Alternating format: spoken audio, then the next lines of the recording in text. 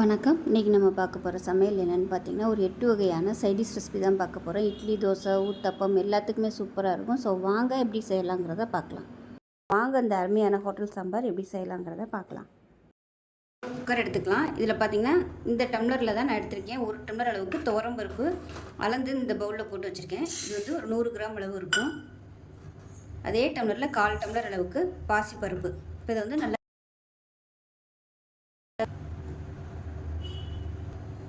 இப்போ இதில் 2 வெந்தயம் சேர்த்துக்கலாம். இது கூடவே கொஞ்சமாக மஞ்சத்தூள் சேர்த்துக்கலாம். ஒரு 1/4 டீஸ்பூன் போல் மஞ்சத்தூள் சேர்த்துக்கலாம்.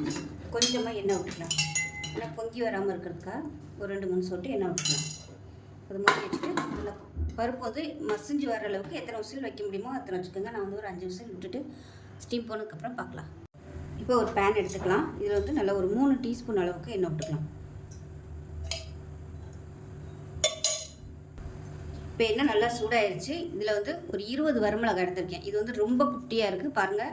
சின்னதாகவும் இருக்குது, அதே சமயம் ரொம்ப ஒல்லியாகவும் இருக்குது. ஸோ அதனால் நான் வந்து 20 எடுத்திருக்கேன். அப்படி இல்லை நீங்கள் வந்து நார்மல் வரமிளகாய் வந்து வச்சுருந்தீங்கன்னா 10 எடுத்துக்கோங்க போதும். இது வந்து நான் சின்னதாக இருக்கிறதுனால இவ்வளோ எடுத்திருக்கேன். இதை சேர்த்துக்கலாம். இதை வந்து நல்லா வறுத்துக்கலாம். இது லேசாக வறுபட்டுட்டு இருக்கும்போதே உளுந்து வந்து 1 டேபிள் ஸ்பூன் சேர்த்துக்கலாம். அதே சமயம் கடலைப்பருப்பு 1 டேபிள் ஸ்பூன் சேர்த்துக்கலாம். 2 டேபிள் ஸ்பூன் வர கொத்தமல்லி ஏதாவது தனியா விதை சேர்த்துக்கலாம். 1/2 டேபிள் ஸ்பூன் சீரகம் சேர்த்துக்கலாம்.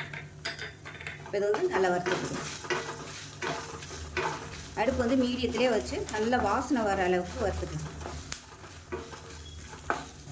இப்போ இது வறுபட்டு இருக்கும்போது சின்னதாக ஒரு துண்டு அளவுக்கு பட்டை சேர்த்துக்கலாம். இது வந்து விருப்பம் இருந்தால் நீங்கள் சேர்த்துக்கோங்க. சேர்த்திங்கன்னா உங்களுக்கு நல்ல ஒரு டிஃப்ரெண்ட்டான டேஸ்ட்டும் நல்ல ஒரு வாசனையும் கிடைக்கும். பருப்பு ஐட்டம் சேர்க்கும்போது இந்த ஒரு பட்டை சேர்த்தோம்னா நல்லாயிருக்கும். எப்பயுமே ஃப்ளேவர் வந்து நல்லாயிருக்கும். பருப்பு குழம்புலாம் வைக்கும்போது உருண்டை குழம்பு வைப்போம்லாம், அந்த குழம்புக்குலாம் நீங்கள் பட்டை போட்டு தாளிச்சிங்கன்னா சூப்பராக இருக்கும். இது நல்லா வறுபட்டுருச்சு. இப்போ வந்து கேஸ் அமர்த்திட்டு 1/4 டேபிள் ஸ்பூன் அளவுக்கு வெந்தயம் சேர்த்துக்கலாம். வெந்தயம் கம்மியாகவே சேர்த்துக்கோங்க, இல்லைன்னா கசப்பாயிடும். இந்த சூட்லேயே இதை வறுத்துக்கலாம். இப்போ இதை வேறு பிளேட்டுக்கு மாற்றிக்கலாம். இப்போ அதே பேனில் ஒரு 2 டீஸ்பூன் எண்ணெய் விட்டுக்கலாம். வெங்காயம் தக்காளிலாம் வதக்கணும், அதனால் 2 டீஸ்பூன் எண்ணெய் விட்டுக்கலாம். இப்போ எண்ணெய் நல்லா சூடாகிடுச்சு. ஒரு 20 சின்ன வெங்காயம் எடுத்துக்கலாம். இது வந்து கிராம் கணக்கில் பார்த்தா ஒரு 100 கிராம் அளவு கரெக்டாக இருக்கும். இது சேர்த்துக்கலாம்.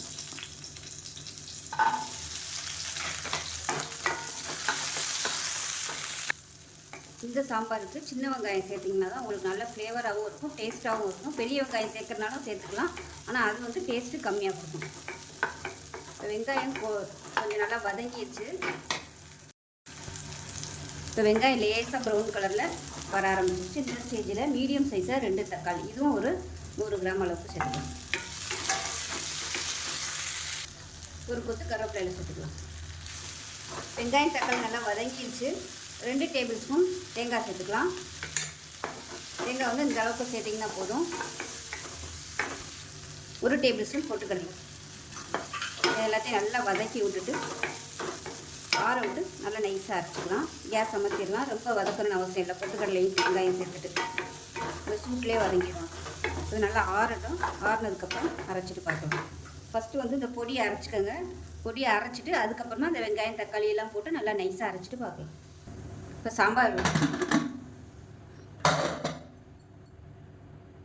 இப்போ பருப்பு வேக வச்சுருந்தது பாருங்கள், நல்லா மலர்ந்து வந்துருச்சு. இப்போ இதை வந்து நல்லா அந்த மாதிரி பீட்டர் வச்சு நல்லா அந்த மாதிரி கரைச்சி விட்டுக்காங்க. அப்போ தான் சாம்பார் வந்து நல்லா திக்னஸ் ஆகி வரும். அதனால் நல்லா குழையிற அளவுக்கு பருப்பு வேக விட்டுக்கணும். பருப்பு வெந்துச்சுன்னா தான் நல்லா வரும் சாம்பார். இப்போ இது நல்லா மேஷ் பண்ணிட்டேன். இப்போ இது வந்து தனியாக இருக்கட்டும். இப்போ அதே கடாய் வச்சுருக்கேன். ஒரு 2 டீஸ்பூன் அளவுக்கு எண்ணெய் விட்டுக்கலாம்.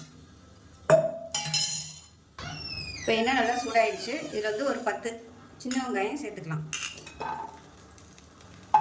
இது வந்து சும்மா ஃப்ளேவருக்காக மட்டும்தான். பெரிய வெங்காயம் கூட நீங்கள் சேர்த்துக்கலாம் தாளிக்கையில்.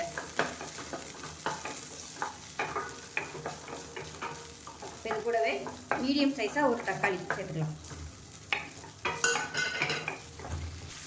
வெங்காயம் தக்காளி கொஞ்சம் லேசாக வதங்கிடுச்சு. நம்ம வந்து பருப்பை சேர்த்துக்கலாம். இப்போ இதில் இந்த அரைச்சி வச்சுருக்க பேஸ்ட்டையும் சேர்த்துக்கணும்.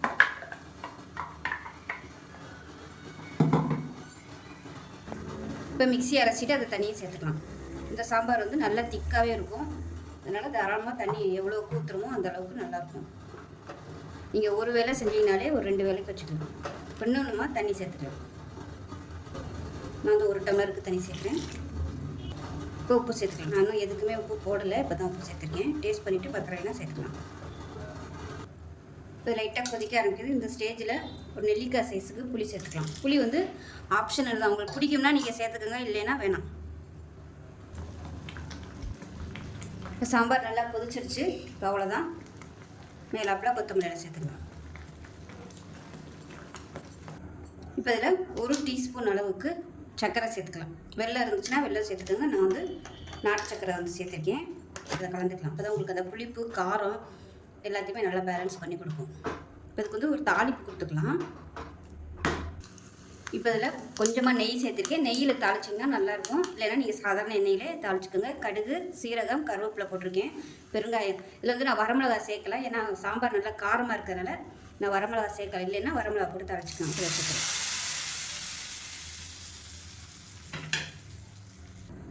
அவ்வளோதான். இப்போ வந்து நல்லா கலந்து விட்டுடலாம். கலந்து விட்டு இன்னும் கொஞ்சம் கொத்தமல்லி மேலாப்பில் சேர்த்துக்கலாம். இப்போ நமக்கு அருமையான ரோட்டு கடை ஸ்டைலில் சூப்பரான சாம்பார் ரெடி ஆயிடுச்சு. டேஸ்ட் நல்லா அட்டகாசமாக இருக்கும். ஸோ இது வந்து இட்லி, தோசை, பொங்கல், ஊத்தப்பம் எல்லாத்துக்கும் சூப்பராக இருக்கும். ஒரு தடவை இது மாதிரி செஞ்சு பாருங்கள். கொஞ்சமாக பருப்பு போட்டாலும் உங்களுக்கு நல்லா நிறைய வரும். வெங்காயம் தக்காளிலாம் அரைச்சி சேர்க்குறதுனால, அதுவும் நம்ம பட்டை சேர்த்துருக்கிறதுனால நல்ல வாசனையாக இருக்கும். ஒரு தடவை நீங்கள் அடுத்த சாம்பார் வைக்கும்போது இது மாதிரி செஞ்சு பாருங்கள். செஞ்சு பார்த்துட்டு எப்படி வந்துச்சுங்கிறத சொல்லுங்கள். வீடியோ பிடிச்சிச்சுன்னா லைக் பண்ணுங்கள், கமெண்ட் பண்ணுங்கள், சேனலை சப்ஸ்கிரைப் பண்ணுங்கள், பக்கத்தில் உள்ள பெல் பட்டனையும் ப்ரெஸ் பண்ணுங்கள். நன்றி. பூண்டு துவையல் எப்படி செய்யலாங்கிறத பார்க்கலாம். இப்போ ஒரு பேன் எடுத்துக்கலாம். இதில் வந்து 1 டேபிள் ஸ்பூன் அளவு நல்லெண்ணெய் சேர்த்துக்கலாம். எண்ணெய் சூடானதும் 2 டேபிள் ஸ்பூன் உளுந்து சேர்த்துக்கலாம். இது நல்லா சிவந்து வர அளவுக்கு வதக்கிக்கலாம். நல்லா சிவக்க ஆரம்பிக்குது. மெஷரிங் கப்பில் 3/4 கப் அளவுக்கு பூண்டு எடுத்திருக்கேன். நீங்கள் வந்து 1 கப் அளவு கூட எடுத்துக்கலாம். பூண்டு நல்லா வதங்கிட்டு இருக்குது. 1/2 கப் அளவுக்கு கருவேப்பிலை சேர்த்துக்கலாம். நீங்கள் வந்து 1 கப் அளவு கூட எடுத்துக்கோங்க. என்கிட்ட இப்போதைக்கு இவ்வளோ தான் இருக்குது, அதனால சேர்த்துருக்கேன். நல்லா ஃப்ரெஷ்ஷான கருவேப்பிலையாக சேர்த்துக்கோங்க. இப்போ இது கூடவே 10 வரமிளகாய் சேர்த்துக்கலாம். இது வந்து குட்டியாக தான் இருக்குது, அதனால் நான் 10 எடுத்துருக்கேன். பெரிய வரமிளகாய் இருந்துச்சுன்னா நீங்கள் ஒரு 4 இல்லை 5 எடுத்துக்கோங்க, கரெக்டாகும். பூண்டு நல்லா வதங்கினதுக்கப்புறமா 1/4 டேபிள் ஸ்பூன் கடுகு சேர்த்துக்கலாம். 1/2 டேபிள் ஸ்பூன் சீரகம், வெந்தயம் 1/4 டேபிள் ஸ்பூனுக்கும் கம்மியாகவே எடுத்துக்கோங்க. தனியா, அதாவது கொத்தமல்லி விதை 2 டேபிள் ஸ்பூன். இதையும் சேர்த்து நல்லா வதக்கிக்கலாம். பூண்டு நல்லா வதங்கினதுக்கப்புறமா இதெல்லாம் சேர்த்துக்கோங்க. இப்போ இதுக்கு தேவையான அளவு உப்பு சேர்த்துக்கலாம். 1/2 டேபிள் ஸ்பூன் அளவு. இப்போ இதில் ஒரு சின்ன நெல்லிக்காய் சைஸுக்கு புளியும் சேர்த்துக்கலாம். இதையும் சேர்த்து நல்லா ஒரு 2 நிமிஷம் வதக்கி விட்டுக்கலாம். இப்போ இது எல்லாமே நல்லா வதங்கிருச்சு. பூண்டெல்லாம் பாருங்கள் நல்லா அப்படியே சிவந்து வரணும். இந்த அளவுக்கு அப்படியே ப்ரௌன் கலரில் வந்துச்சுன்னா தான் உங்களுக்கு நல்லா டேஸ்ட்டாக இருக்கும். பாருங்கள், இந்த அளவுக்கு நல்லா வதக்கணும், இல்லைன்னா உங்களுக்கு பச்சை வாசனை வந்து போகாது. இப்போ வந்து அமர்த்திடலாம். இது கூடவே 1 டேபிள் ஸ்பூன் அளவுக்கு நாட்டு சக்கரை இல்லை வெல்லம் எதுனாலும் சேர்த்துக்கோங்க. இது ஆறுனதுக்கப்புறம் இது எல்லாத்தையும் அரைச்சிக்கலாம். தண்ணி ஊற்றக்கூடாது. தண்ணி ஊற்றாமல் கெட்டியாகவே அரைச்சிக்கோங்க. அப்படி உங்களுக்கு அரைக்கிறதுக்கு தண்ணி தேவைப்படுற மாதிரி இருந்துச்சுன்னா நல்லெண்ணெய் ஊற்றிக்கோங்க. நல்லெண்ணெய் ஊற்றி அரைச்சி எடுத்துக்கோங்க. இப்போ இது கூடவே ஒரு 1/4 டேபிள் ஸ்பூன் அளவுக்கு பெருங்காயத்தூள் சேர்த்துக்கலாம். சொல்ல மறந்துட்டேன். நீங்கள் கட்டி பெருங்காயம் வச்சுருந்தீங்கன்னா பூண்டு வதக்கும் போதே கட்டி பெருங்காயம் போட்டு வதக்கிக்கோங்க. இது வந்து தூளுங்கிறதுனால நான் இப்போ சேர்த்துருக்கேன். இப்போ அரைச்சிட்டு பார்க்கலாம். இப்போ பார்த்திங்கன்னா துவையல் அரைச்சிட்டு வந்தாச்சு. அம்மியில் அரைச்சிங்கன்னா நல்லா சூப்பராக நைஸாக அரைக்க வரும். நான் வந்து மிக்சியில் போட்டதுனால எனக்கு இந்த அளவு தான் அரைக்க வந்துச்சு. இது வந்து அப்படியே சாதத்தில் போட்டு பரட்டியும் சாப்பிட்லாம். தொட்டு சாப்பிட்றதுக்கும் நல்லாயிருக்கும். இட்லி, தோசை, ஊத்தப்பம் எல்லாத்துக்குமே அருமையாக இருக்கும். காஷ்மீரி மிளகாத்தூள் சேர்த்திங்கன்னா உங்களுக்கு கலர் வந்து நல்லா அப்படியே சிவப்பு கலரில் வரும். நம்ம கருவேப்பிலையெல்லாம் போட்டு நல்லா முறுமுறுன்னு வறுத்ததுனால கலர் வந்து இந்த மாதிரி தான் இருக்கும். இப்போ நமக்கு அருமையான பூண்டு துவையல் ரெடி ஆயிடுச்சு.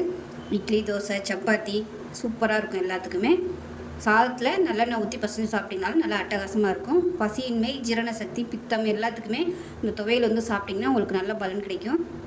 இருக்கும். வேஸ்ட்டாக கிடக்கிற சௌச்சௌ காய் வச்சு ஒரு சூப்பரான தக்காளி சட்னி எப்படி செய்யலாங்கிறத பார்க்கலாம். இதில் வந்து ஒரு 4 டேபிள் ஸ்பூன் எண்ணெய் விட்டுக்கலாம். வெங்காயம் தக்காளி எல்லாமே வதக்கணும், அதனால் எண்ணெய் வந்து கொஞ்சம் கூட சேர்த்துக்கலாம். எண்ணெய் சூடாயிருச்சு. 1 டேபிள் ஸ்பூன் உளுந்து, 1 டேபிள் ஸ்பூன் கடலைப்பருப்பு. இப்போ இதில் ஒரு 6 வரமிளகாய் சேர்த்துக்கலாம். இது கூடவே 2 பச்சை மிளகாயை உடச்சிட்டு சேர்த்துக்கணும். இப்போ இது கூடவே 2 பெரிய வெங்காயம் நறுக்கினதை சேர்த்துக்கலாம். அது கூடவே 5 பூண்டு பல் சேர்த்துக்கலாம். இது கூடவே 1 கப் அளவுக்கு சௌச்சௌ சேர்த்துக்கலாம். தோல் எடுத்துகிட்டு இந்த அளவுக்கு கட் பண்ணிக்கோங்க. அது கூடவே ஒரு கைப்பிடி அளவுக்கு புதினா இலையும் சேர்த்துக்கலாம்.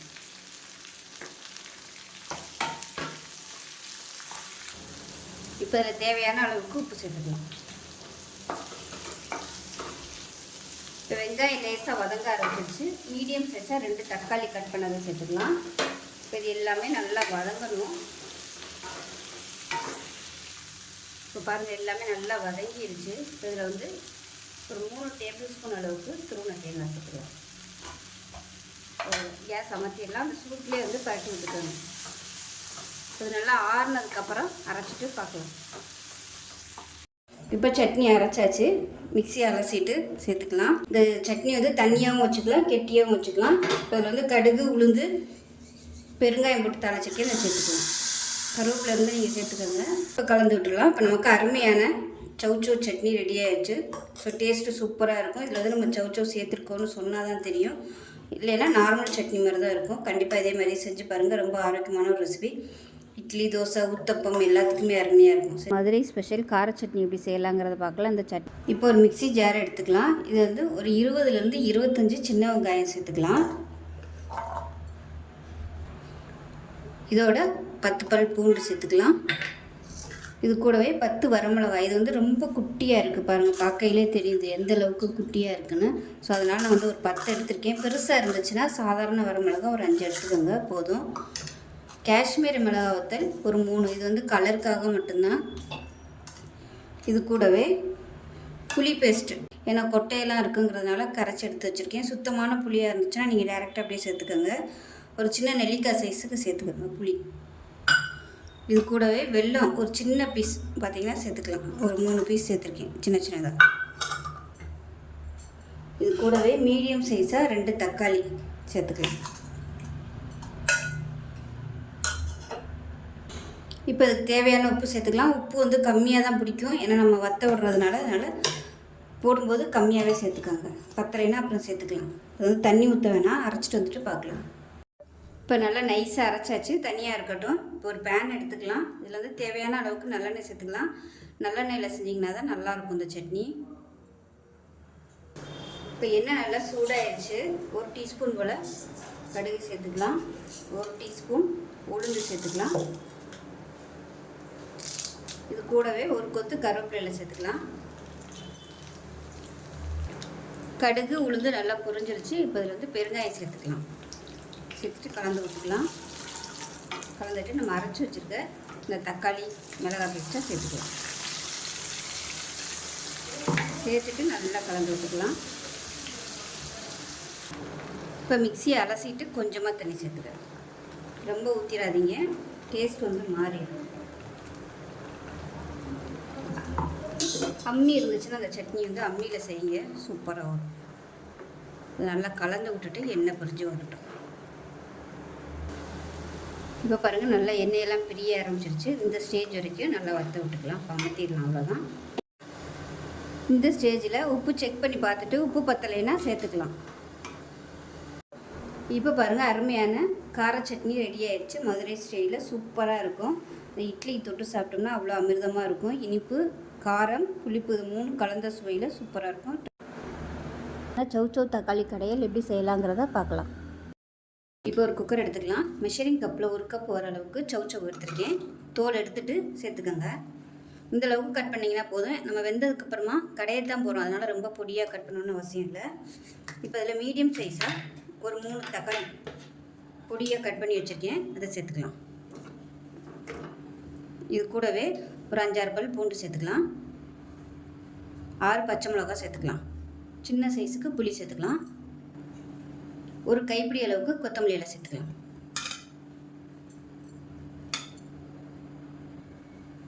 1 டேபிள் ஸ்பூன் சாம்பார் தூள் சேர்த்துக்கலாம். நான் வந்து சாம்பார் தூளில் வந்து மிளகாத்தூள் சேர்க்காம தான் அரைச்சி வச்சுருக்கேன். அதனால் நான் மிளகாத்தூள் வந்து தனியாக சேர்த்துக்கிறேன். நீங்கள் வந்து சேர்த்து அரைச்சி வச்சுருந்தீங்கன்னா மிளகாத்தூள் தனியாக சேர்க்கணும்னு அவசியம் இல்லை. மிளகாத்தூள் வந்து 1/4 டேபிள் ஸ்பூன் தான் எடுத்திருக்கேன். இது வந்து நல்ல காரமான மிளகாத்தூளாக இருக்குது. ஏன்னா பச்சை மிளகாய் வேறு போட்டிருக்கோம். அதனால் நான் வந்து மிளகாத்தூள் கம்மியாக தான் சேர்த்துருக்கேன். தேவையான அளவுக்கு உப்பு சேர்த்துக்கலாம்.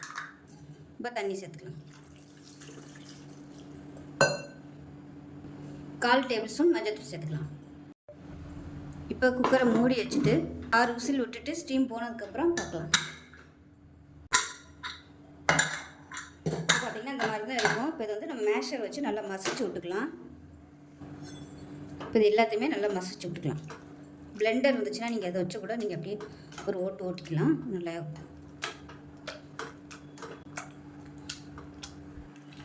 இப்போ பாருங்கள், நான் வந்து ஹேண்ட் பிளெண்டர் வச்சுருந்ததுனால போட்டு நல்லா மசிச்சிட்டேன். அப்படி உங்கள்கிட்ட மசிக்க முடியலை அப்படின்னு நினச்சிங்கன்னா நார்மலாக வந்து மசிஞ்சிரும். இந்த அளவுக்கு நல்லா மசிக்கணும்னு நினச்சிங்கன்னா நீங்கள் நல்லா ஆறுனதுக்கப்புறம் தண்ணியை வடிச்சிட்டு மிக்சியில் கூட நீங்கள் போட்டுக்கலாம். சூடோடு வந்து மிக்சியில் போடாதீங்க. இப்போ வந்து நம்ம தாளிச்சு விட்டுக்கலாம். இப்போ ஒரு கடாயை எடுத்துக்கலாம். இப்போ தேவையான அளவுக்கு எண்ணெய் விட்டுக்கலாம். இப்போ எண்ணெய் நல்லா சூடாகிடுச்சு. 1 டீஸ்பூன் கடுகு சேர்த்துக்கலாம். 1 டீஸ்பூன் சீரகம் சேர்த்துக்கலாம். கடுகு சீரகம் பொரிய ஆரம்பிக்குது. ஒரு 4 வரமிளகாயை சேர்த்துக்கலாம். சின்னதாக இருக்கிறதுனால 4 எடுத்துருக்கேன். பெருசாக இருந்துச்சா 2 எடுத்துக்கோங்க. கருவேப்பிலை சேர்த்துக்கலாம். பெருங்காயம் சேர்த்துக்கலாம். இது எல்லாமே நல்லா பொரிய ஆரம்பிச்சிருச்சு.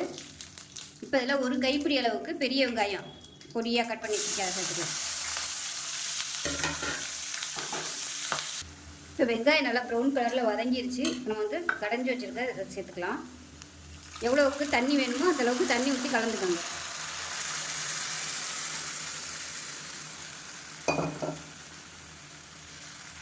இது வந்து ஒரு 2 நிமிஷம் கொதிக்கட்டும். உப்பு டேஸ்ட் பண்ணி பார்த்துட்டு உப்பு கலந்துக்கலாம். அதே மாதிரி திக்னஸையும் பார்த்துக்கிட்டு நீங்கள் எப்போவே வந்து தண்ணி சேர்த்துக்கோங்க. இது கொதிக்கட்டும். தேவையான அளவுக்கு உப்பு சேர்த்துக்கலாம்.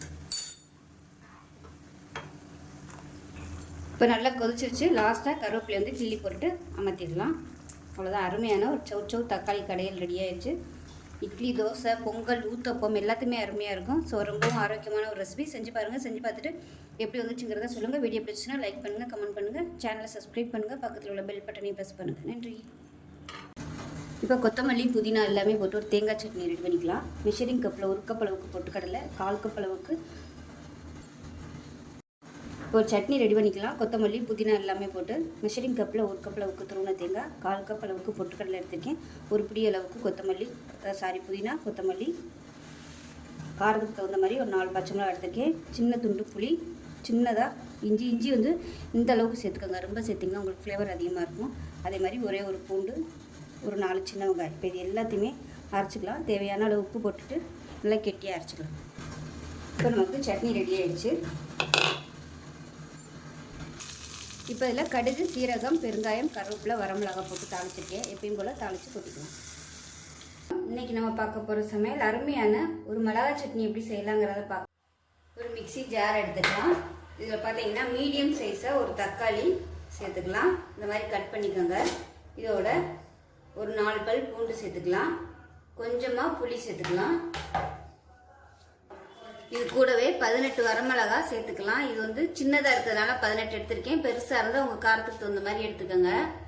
இப்போ இது கூடவே 1 டீஸ்பூன் போல் காஷ்மீரி மிளகாத்தூள் சேர்த்துக்கலாம். இது வந்து இருந்தால் சேர்த்துக்கோங்க, இல்லைன்னா விட்டுடலாம்.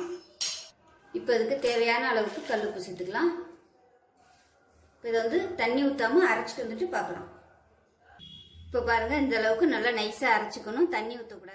இதில் வந்து எண்ணெய் சேர்த்துக்கலாம். நல்லெண்ணெய், தாராளமாகவே நல்லெண்ணெய் சேர்த்துக்கலாம். ஏன்னா நம்ம காரம் அதிகமாக வச்சுருக்கிறதுனால நல்லெண்ணெய் நிறைய சேர்த்தா தான் அந்த காரம் வந்து தெரியாது. எண்ணெய் நல்லா காஞ்சிருச்சு. 1 டீஸ்பூன் போல் கடுகு உளுந்து சேர்த்துக்கலாம். கடுகு உளுந்து நல்லா பொரியட்டும். இதோட கருவேப்பிலை சேர்த்துக்கலாம். இந்த ஸ்டேஜில் கேஸ் வந்து அமர்த்திடுங்க. கேஸ் அமர்த்திட்டு கொஞ்சமாக பெருங்காயத்தூள் சேர்த்துக்கலாம். சேர்த்துட்டு நல்லா கலந்துருங்க. கலந்துட்டு நம்ம அரைச்சி வச்சுருக்க சட்னியை இதில் சேர்த்துடலாம். தண்ணி வந்து ஊற்றக்கூடாது. தண்ணி ஊற்றுனீங்கன்னா உங்களுக்கு டேஸ்ட் வந்து மாறிடும். இப்படி ஒரு வேளை தண்ணி ஊற்றி தான் நீங்கள் அரைச்சிருக்கீங்க அப்படின்னா தண்ணி வந்து நல்லா வத்துற அளவுக்கு சுருண்டு வர அளவுக்கு நல்லா வதக்கிக்கணும். அவ்வளோதான். இந்த சூட்டிலே வந்து இதை வதக்கிட்டோம்னா அந்த பச்சை வாசனை வந்து போயிடும். அவ்வளோதான், சூப்பராக இருக்கும். தேங்காய் சட்னி அவரை இந்த சட்னி வச்சு சாப்பிட்டோம்னா அட்டகாசமாக இருக்கும். இப்போ பாருங்கள், நல்லா வதக்கியாச்சு. அந்த சூட்டிலே பச்சை வாசனை போகிற அளவுக்கு நல்லா வதக்கியாச்சு. அவ்வளோதான், அருமையாக இருக்கும். சூடான இட்லிக்கு கொஞ்சமாக தொட்டுக்கிட்டு சாப்பிட்டோம்னா அட்டகாசமாக இருக்கும். கார சட்னி தான் பார்க்க போகிறோம். ரொம்ப சிம்பிளாக டக்குன்னு செய்கிற மாதிரி ஒரு கார சட்னி இட்லி. இப்போ ஒரு குக்கர் எடுத்துக்கலாம். இதில் வந்து ஒரு 4 தக்காளி சேர்த்துக்கலாம். இது மாதிரி ப்ளஸ் மாதிரி போட்டுக்கோங்க, அப்போ தான் உள்ளே வந்து நல்லா வேகும். அதே மாதிரி 3 காஷ்மீரி மிளகாய் சேர்த்துக்கலாம். எவ்வளோ காரம் தேவையோ அதுக்கு தகுந்த மாதிரி நீங்கள் மிளகாய் சேர்த்துக்கலாம். நான் வந்து 3 காஷ்மீரி மிளகாத்தலும் 3 வந்து சாதாரண மிளகாயும் சேர்த்துருக்கேன். இப்போ இதில் முங்குற அளவுக்கு மட்டும் தண்ணி ஊற்றினா போதும். ரொம்ப ஊற்றிட வேணாம், முங்குற அளவுக்கு மட்டும் ஊற்றினா போதும். இப்போ இது வந்து நல்லா ஒரு 3 விசில் விட்டுட்டு பார்க்கலாம். இப்போ எப்படி இருக்குன்னு பார்க்கலாம். இப்போ பாருங்கள், இது வந்து நல்லா ஆறிடுச்சு. நல்லா ரொம்ப நேரம் விட்டுட்டேன். சூடோடு எடுத்திங்கன்னா உங்களுக்கு இது வந்து உரிக்க வராது, கஷ்டமாக இருக்கும். அதனால் இப்போ இந்த தோல் எல்லாமே எடுத்துடலாம். இப்போ பார்த்திங்கன்னா எல்லாத்தையுமே எடுத்துட்டேன். தோலை எடுத்துகிட்டு இந்த நடுவில் வந்து இந்த சதப்பகுதி இருக்கும் பாருங்கள், இந்த கல் மாதிரி இருக்கும் இல்லையா, இதை வந்து நம்ம கத்தியை வச்சு எடுத்துடலாம். இப்போ பாருங்கள், எல்லாத்தையுமே எடுத்துட்டேன் நான். இப்போ இதை வந்து ஒரு மிக்ஸி ஜாரில் சேர்த்துக்கலாம். இப்போ இது எல்லாத்தையும் மிக்ஸி ஜாரில் சேர்த்துட்டு ஒரு 5 பூண்டு பல் சேர்த்துக்கலாம். இது வேஸ்ட் பண்ண வேணாம், நம்ம வந்து கடைசியாக அந்த தண்ணியை சேர்த்துக்கலாம். இப்போ இதில் கொஞ்சமாக கல்லுப்பு சேர்த்துக்கலாம். இப்போ இதில் கொஞ்சமாக புளி சேர்த்துக்கலாம். இப்போ இதை வந்து நல்லா நைஸாக அரைச்சிக்கலாம். இப்போ சட்னி நல்லா நைஸாக அரைச்சாச்சு. தனியாக இருக்கட்டும். இப்போ ஒரு கடாயை எடுத்துக்கலாம். கடாய் சூடானது தேவையான அளவுக்கு நல்லெண்ணெய் விட்டுக்கலாம். எண்ணெய் சூடானது 1 டீஸ்பூன் கடுகு சேர்த்துக்கலாம். 1 டீஸ்பூன் ஜீரகம் சேர்த்துக்கலாம். கடுகு சீரகம் வெடிக்க ஆரம்பிச்சிருச்சு. கருவேப்பிலை சேர்த்துக்கலாம். பெருங்காயத்தூள் சேர்த்துக்கலாம். இப்போ மறைச்சி வச்சுக்க இந்த சட்னி சேர்த்துக்கலாம்.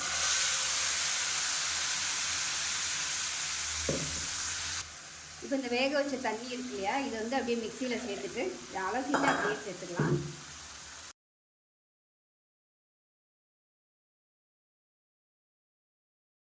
நல்லா கலந்துருக்கணும். இப்போ இது ரொம்ப நேரம் கொதிக்கணும்னு அவசியம் இல்லை. ஏற்கனவே நம்ம நல்லா வேக வச்சு தான் எல்லாமே சேர்த்துருக்கோம். அதனால் கொஞ்சம் நல்லா கொதி வரட்டும். 1 நிமிஷம் கொதிச்சாலே போதும். இது வந்து நார்மல் காரமாக தான் இருக்குது, காரம் அதிகமாக இல்லை. உங்களுக்கு இன்னும் காரம் வேணும்னு நினச்சிங்கன்னா சாதாரண மிளகாய் வந்து இன்னும் கூட நீங்கள் 4 சேர்த்துக்கலாம். நான் வந்து 3 தான் சேர்த்தேன். 3 காஷ்மீரி மிளகாய் சேர்த்தேன். அது கலர் மட்டும்தான் கொடுக்கும், காரம் இருக்காது. அதனால் காரம் அதிகமாக இல்லை. நீங்கள் வேணும்னா இன்னும் கூட ஒரு 4-5 மிளகாய் போட்டுக்கலாம். நல்லா காரசாரமாக சாப்பிட்ணுன்னு நினச்சிங்கன்னா பமத்திடலாம். அவ்வளோதான், நமக்கு அருமையான சட்னி ரெடி ஆகிடுச்சு. ஒரு கார சட்னி, ரொம்ப சிம்பிளான சட்னி, ரொம்ப ஈஸியாகவும் பண்ணிக்கலாம். டேஸ்ட் நல்லா அட்டகாசமாக இருக்கும். இட்லி, தோசை, ஊத்தப்பம் எல்லாத்துலேயும் சூப்பராக இருக்கும். ஸோ செஞ்சு பாருங்கள். செஞ்சு பார்த்துட்டு எப்படி வந்துச்சுங்கிறத சொல்லுங்கள். வீடியோ பிடிச்சிச்சுன்னா லைக் பண்ணுங்கள், கமெண்ட் பண்ணுங்கள், சேனலை சப்ஸ்கிரைப் பண்ணுங்கள், பக்கத்தில் உள்ள பெல் பட்டனையும் ப்ரெஸ் பண்ணுங்கள். நன்றி.